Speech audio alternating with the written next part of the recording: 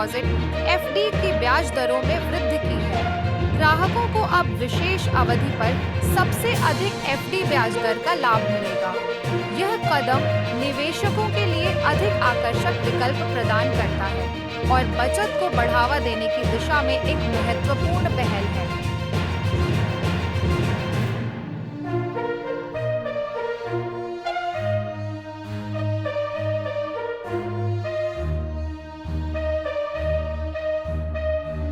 कांग्रेस ने एनआईटी आयोग की आलोचना की है क्योंकि कृषि मौसम सलाह केंद्र बंद कर दिए गए हैं। ये केंद्र किसानों को मौसम की जानकारी और सलाह देते थे।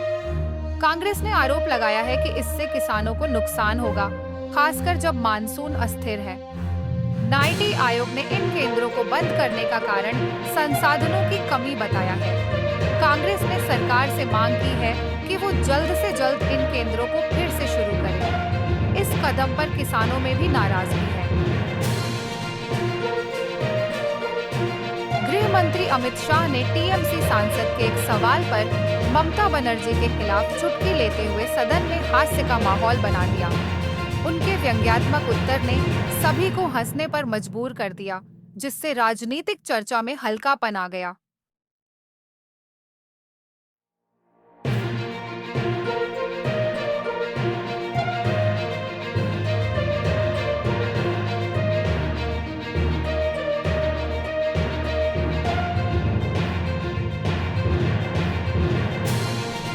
उत्तर प्रदेश मदरसा एक्ट पर सुप्रीम कोर्ट ने 13 अगस्त को अंतिम सुनवाई की तारीख तय की है।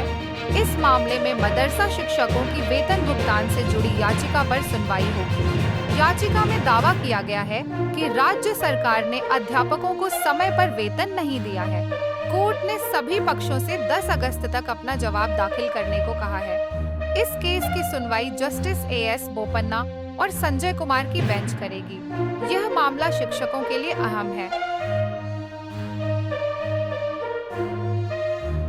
समाजवादी पार्टी एसपी के नेता अखिलेश यादव ने भाजपा सरकार पर वोट बैंक की राजनीति के लिए एसपी को बदनाम करने का आरोप लगाया है। आगामी विधानसभा उपचुनावों के मद्देनजर यह बयान राजनीतिक तनाव को और बढ़ा सकता है, जिससे दोनों पार्टियों के बीच तीखी नोकझोंक की संभावना है।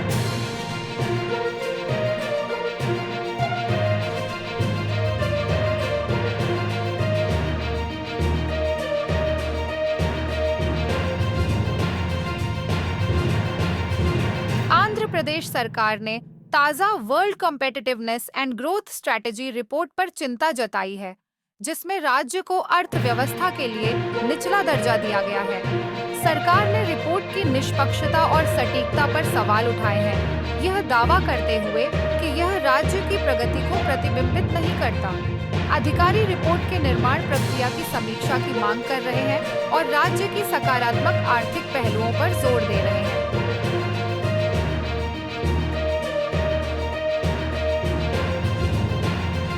ओडिशा सरकार अपने राज्य में आलू की कमी को पूरा करने के लिए पंजाब से आलू की खरीद पर विचार कर रही है। यह जानकारी राज्य के मंत्री ने दी। इस कदम से न केवल ओडिशा में आलू की उपलब्धता बढ़ेगी, बल्कि पंजाब के किसानों को भी लाभ होगा। यह दो राज्यों के बीच सहयोग का एक उदाहरण पेश करता है।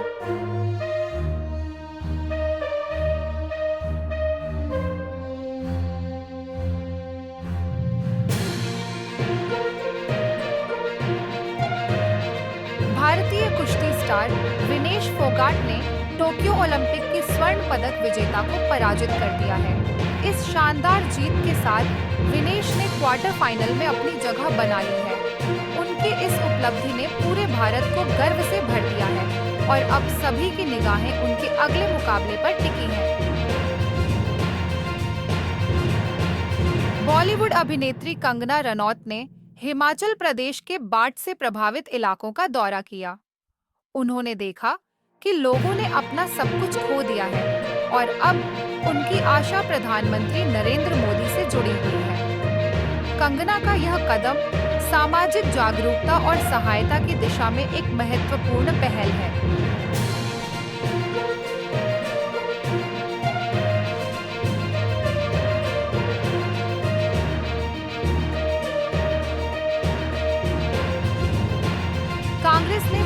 पर कश्मीरियत और जमहूरियत के प्रति सम्मान की कमी का आरोप लगाया है। इस बयान के साथ कांग्रेस ने भाजपा की कश्मीर नीति पर सवाल उठाए हैं, जिससे राजनीतिक गलियारों में नई बहस की शुरुआत हो गई है।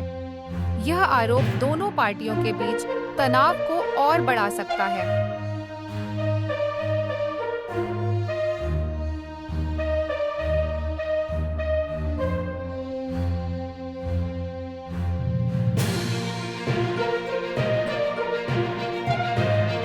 कोलकाता से एक चौंकाने वाली खबर आई है, जहां एक व्यक्ति को बिहार के मुख्यमंत्री नीतीश कुमार के कार्यालय को बम से उड़ाने की धमकी भरा ईमेल भेजने के आरोप में गिरफ्तार किया गया है।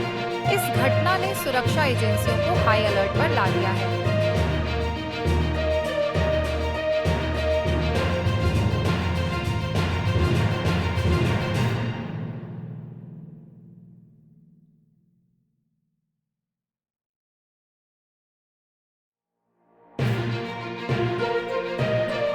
विदेश मंत्री एस जयशंकर ने संसद में कहा कि भारत बांग्लादेश के साथ लगातार संपर्क में है, खासकर अल्पसंख्यकों की स्थिति पर। उन्होंने बताया कि सरकार ढाका में घटनाओं की बारीकी से निगरानी कर रही है और बांग्लादेश के साथ मजबूत संबंध बनाए रखने के लिए प्रतिबद्ध है। भारत ने आश्वासन दिया है कि वह अल्पसंख्यकों की सुरक्षा सुनिश्चित करने के लिए हर संभव मदद करेगा। सरकार ने अल्पसंख्यकों के अधिकारों और सुरक्षा को लेकर बांग्लादेश सरकार के साथ चर्चा की है। त्योहारी सीजन में पर्सनल लोन्स पर कुछ बैंकों ने ब्याज दरों में कमी की है। RS 5 लाख के पर्सनल लोन पर Indian bank, bank of India, Punjab national bank, union bank of India और बैंक ऑफ महाराष्ट्र सबसे कम ब्याज दरें पेश कर रहे हैं।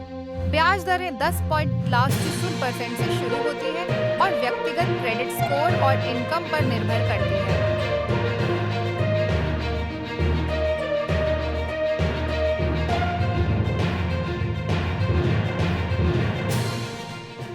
प्रधानमंत्री नरेंद्र मोदी ने बांग्लादेश में चल रही अशांति के बीच एक उच्च स्तरीय बैठक की अध्यक्षता की। बैठक का उद्देश्य बांग्लादेश में सुरक्षा स्थिति का आकलन करना और भारत पर इसके संभावित प्रभावों पर चर्चा करना था। बैठक में केंद्रीय गृह मंत्री और राष्ट्रीय सुरक्षा सलाहकार सहित अन्य प्रमुख अधिकारी शामिल थे। इस संकट से उत्पन्न चुनौतियों और संभावित समाधान पर विचार विमर्श किया गया। पश्चिम बंगाल विधानसभा में राज्य के विभाजन के खिलाफ एक प्रस्ताव पारित होने से सभी दल एकजुट हो गए हैं। इस प्रस्ताव ने राजनीतिक मतभेदों को पार करते हुए एक दुर्लभ एकता का प्रदर्शन किया है, जिससे राज्य की अखंडता के प्रति सभी दलों की साझा प्रतिबद्धता उजागर हुई है।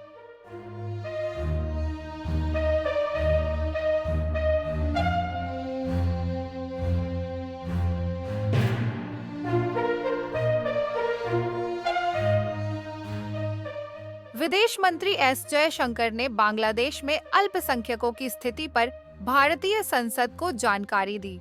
उन्होंने बताया कि भारत सरकार धार्मिक अल्पसंख्यकों के हालात पर नजर रखे हुए है और इस मामले में ढाका के साथ नियमित संपर्क में है। जयशंकर ने यह भी आश्वासन दिया कि भारत इस मुद्दे पर उचित कदम उठाएगा और अल्पसंख्यकों की सुरक्षा के लिए प्रतिबद्ध है।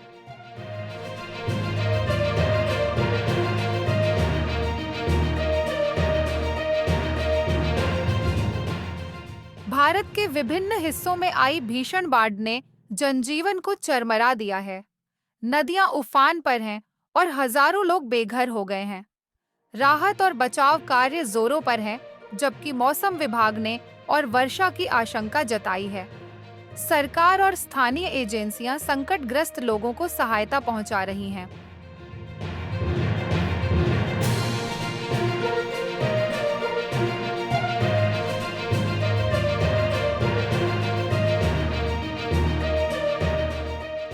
उत्तर प्रदेश में उपचुनावों के लिए मुख्यमंत्री योगी आदित्यनाथ ने खुद मोर्चा संभाल लिया है। बीजेपी ने टीम 30 का गठन किया, जिसमें प्रमुख नेताओं को सभी सीटों की जिम्मेदारी दी गई है। इस कदम का लक्ष्य है चुनावी रणनीति को मजबूती से लागू करना और वोटर्स को लुभाना। मुख्यमंत्री योगी खुद रैलियों में शामिल होंगे और प्रचार का नेतृत्व करेंगे।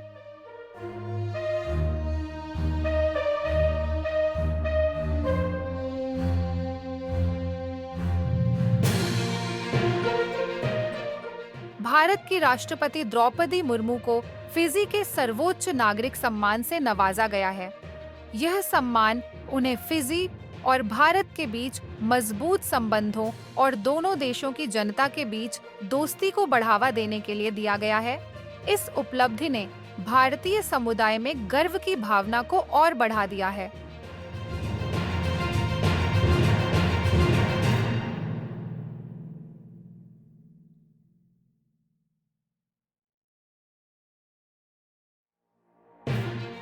रेलवे जमीन घोटाले में बड़ा खुलासा हुआ है।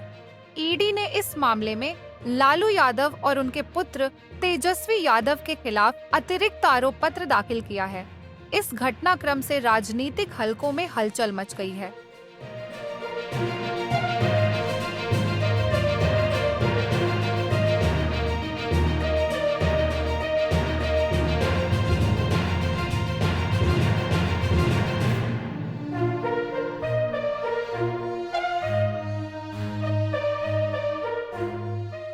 पूर्व भारतीय बल्लेबाज विनोद कांबली की चलने में कठिनाई का वीडियो वायरल होने के बाद क्रिकेट जगत में हलचल मच गई है। फैंस और साथी खिलाड़ी सचिन तेंदुलकर से कांबली की सहायता करने की अपील कर रहे हैं। इस घटना ने सचिन और कांबली की दोस्ती को फिर से सुर्खियों में ला दिया है।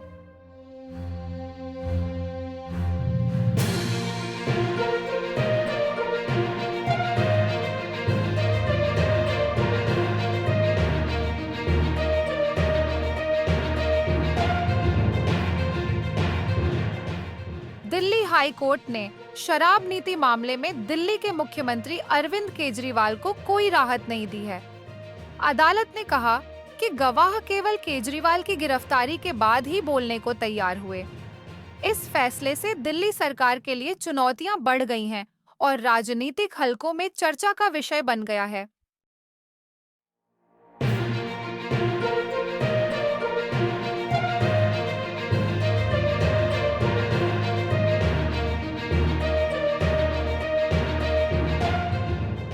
बांग्लादेश की प्रधानमंत्री शेख हसीना के लंदन दौरे की योजना अनिश्चितताओं के चलते अड़चनों का सामना कर रही है। रिपोर्ट के अनुसार यात्रा संबंधी विवरणों में स्पष्टता की कमी और अन्य राजनीतिक कारणों से इस योजना पर पुनर्विचार किया जा रहा है।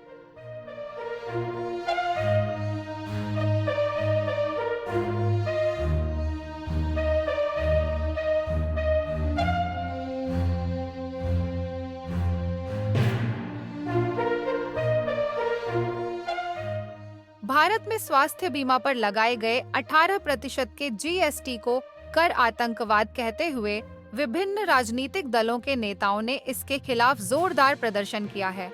इस कदम को आम जनता के लिए बोझ बताते हुए इसे वापस लेने की मांग की जा रही है।